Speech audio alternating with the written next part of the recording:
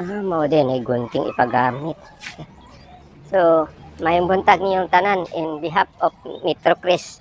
Ako ni iyang direktor, iyang gisugo, ipaputol ko na tong saman to. Ipaputol ko na tong iyang minarkot nga microcarpa. So, dire ang starting point para paglukit. Mupatong ko dire, dahil moatubang sa kasagpan.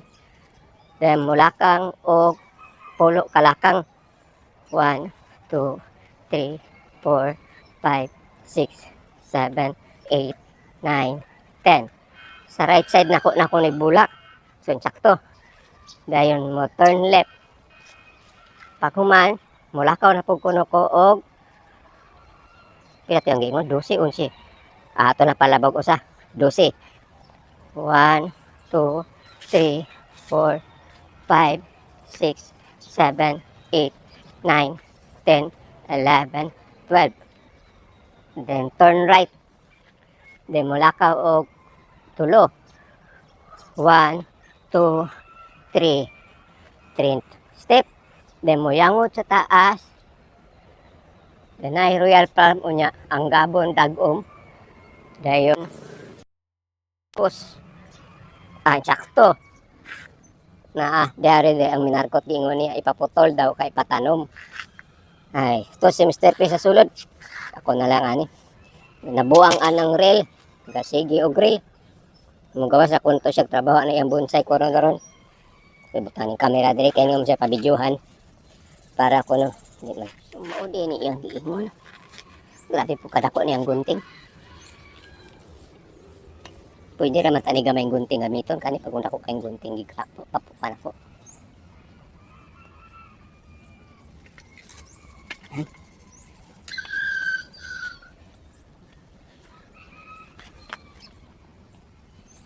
Mao na ni. Daghan gud tinuod gamot oh. Tinuod gud itong giingon ni Sir Chris nako nga dali ra kay mo gamot ni nga tanuma.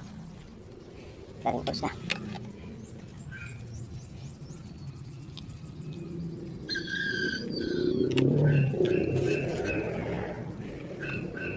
Tayo sa.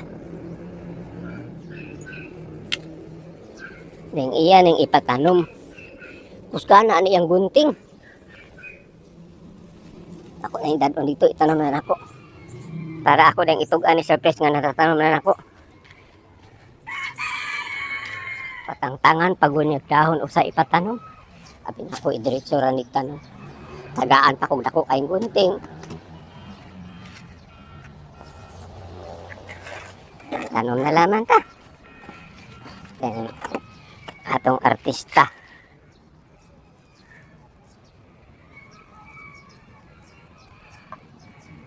Noon, dali raman itang tangag dahon compare sa ubang nga mga tanom unsa di ko ning ko microcarpa mati ang giingon.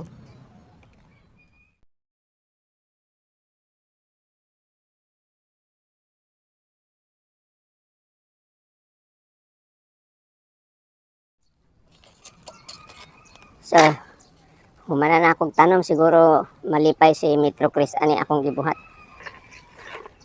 So, muni yung gunting gipahatag nako. Ingon siya powerful ko no. Ni kaayo nga gunting. Gamay kay akong giputol. Ingon siya makaputol ko no ligdako. Kay gikan ko no ni sa Alemania. Sulayan ko no nato ning unsa ni kalig-una. Gikan ba ni sa Aleman.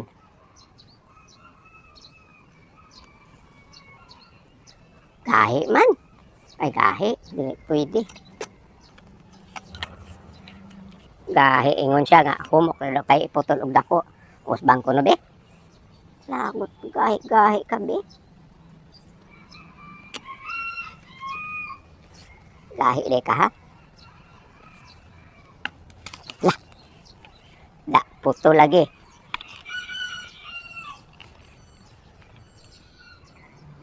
Pag gahi ka, puto lagi ka.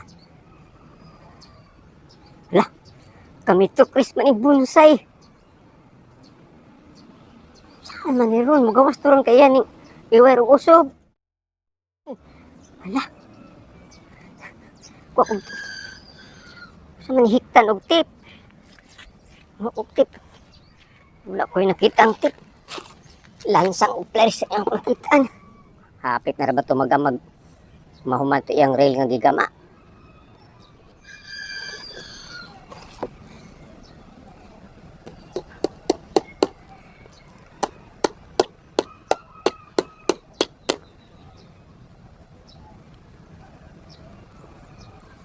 Tuon man gukog. Dili maputol-putol man di ay. Paspasan na to. Ito maabot ko. Gawas to ron. Takpan ko ron.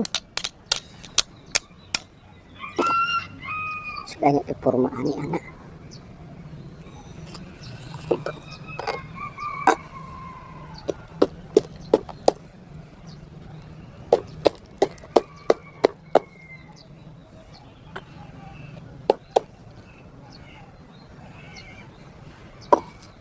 Atong butangan ni kuan.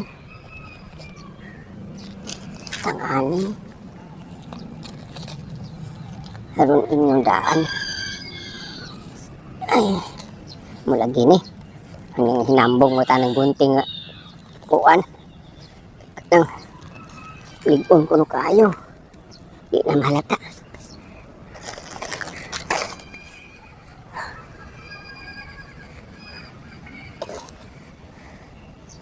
Di na mailhan nga tipo. Pauli ko. Pauli ko. Sir Chris. Pauli ko, Sir Chris. Kaya galain na konti yan. Ako man na kung tanong to imong gipatanom. Adto na ko, Sir Chris.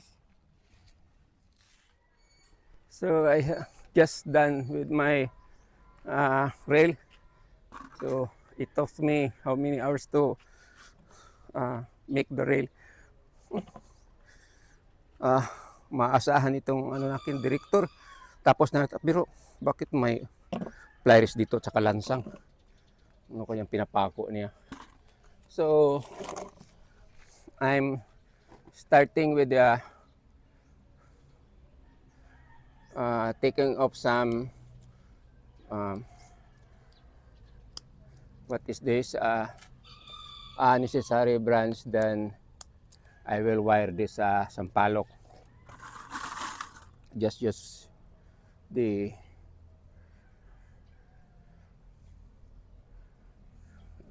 put it down. Wa po niya hindi linagay di doon sa saan ilagay, hindi pa dinidiligan ng tubig. Bibiyaan na diri.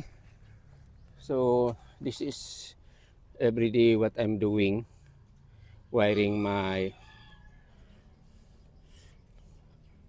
materials.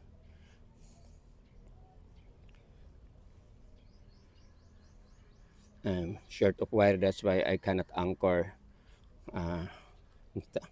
what will tightly. So I just use to. Then it seems that it's hard for me to wire, so I need to take off this temsa.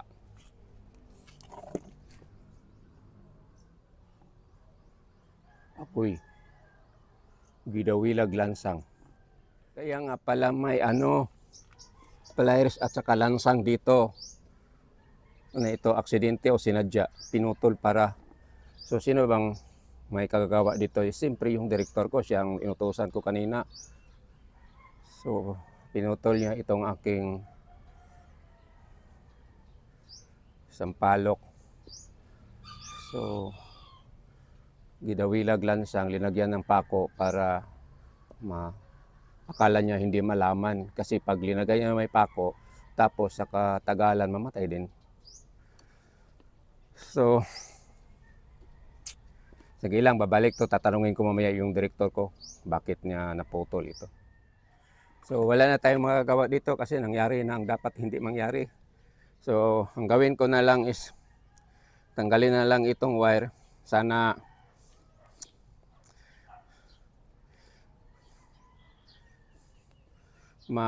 ano ito?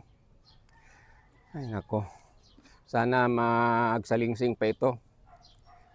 So tungkol naman kay director, siguro hindi niya alam bakit kaya naputol niya ito. So pasensya na lang natin siya kasi pag wala siya, sino magtuturo sa akin ng magawa ko ng ano, mga reel, mga vlog ko. Kaya lang sayang no, ng ganito. So wala kasi siyang alam sa bonsai eh. Ma-explain niya natin or pa-explain ko sa kanya mamaya bakit niya pinutol itong aking bonsai materials na sampalok. Nakaganda pa naman yung pag-design kasi may gamot dito, may ugat dito, tapos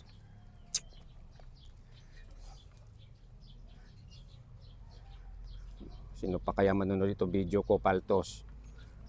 So for this morning, ito lang share ko sa inyo itong nangyayari sa bonsai materials ko. So next time, it's a lesson to learn ito na yung mga sa akin nga tumutulong, hindi ko basta patulungin, kailangan may instruction nga wag basta mamutol ng mga puno kasi bawat puno ilang years natin yan hinihintay nga lumaki. So ganito na ang nangyari sa puno ko. Paano pa ito?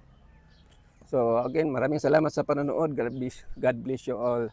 Thank you very much for watching. Bye-bye.